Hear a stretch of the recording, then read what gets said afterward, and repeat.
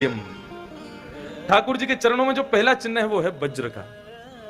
वज्र समझते हैं? गदा और वज्र दोनों में अंतर होता है। वज्र तलवार जैसा भी नहीं होता। वज्र जो होता है वो एक डंडी होगी, उसमें से दो तीन ऐसे फांक निकलती हैं, उसको वज्र कहते हैं। पहला ठाकुर जी के श्री चरणों का जो चिन्ह है वो है वज्र। दूसरा ठाकुर जी के श्री चरणों का जो चिन्ह है वो है अंकुश। नीचे से तो नुकीला होता है, ऊपर से इस प्रकार होता है अंकुश। ठाकुर जी के श्री चरणों का तीसरा जो चिन्ह है वो है उत्तुंग रक्त विलसन नख चक्रवाल। ठाकुर जी के नख जो हैं, नखून, वो स्वर्ण के होते हैं, सदैव स्वर्ण की तरह चमकते हैं। उत्तुंग रक्त विलसन नख चक्रवाल। और सुदर्शन चक्र का होगा, गदा का भी चिन्ह होगा। शंख चक्र गदा पद्म तो चारों ही होंगे चरणों में, और नख ठाकुर जी के स्वर्ण आकार के होंगे। ये चिन्ह में से एक चिन्ह भी यदि किसी के चरणों में आपको दिखाई दे जाए तो यही समझना साक्षात श्री राधा रमण प्रभु सामने खड़े हुए हैं।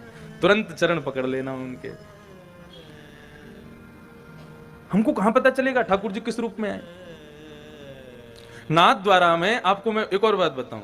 कल मुझे भगवती प्रसाद गंधर्व जी ने भी ये बात कही, और मुझसे और भी कई वैष्णवों ने कही है कि श्रीनाथ जी सुबह कपाट खुलती, और जैसे जैसे कपाट खुलते हैं यहाँ पर, उतनी बार एक बालक के रूप में पूरे नाथ द्वारा में भ्रमण करते हैं, और किसी ना किसी वैष्णव की उंगली पकड़ के किसी ना किसी वैष्णव के संग कुछ ना कुछ लीला जरूर करते हैं प्रत्येक दिन।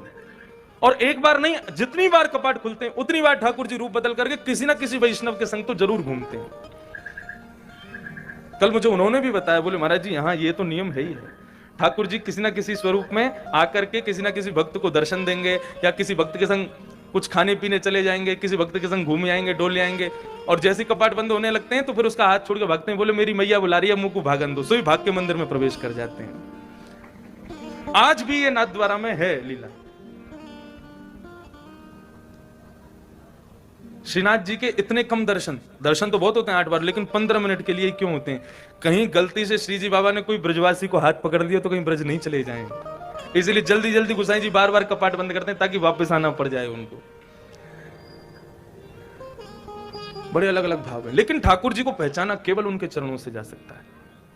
दर्शन की प्रणाली बताई ठाकुर जी ने, और कहा कि सबसे पहले मेरे चरणों को देखो, और चरणों के बाद धीरे धीरे धीरे धीरे एक एक अंग का दर्शन करो, और सबसे अंत में मुखारविंद का दर्शन करो।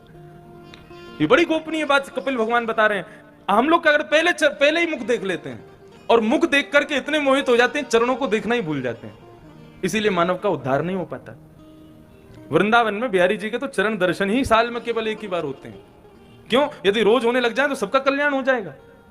इसलिए अपने कल्याण के लिए ठाकुर जी अंगीकार करें, ठाकुर जी का भाव हृदय में स्थापित हो।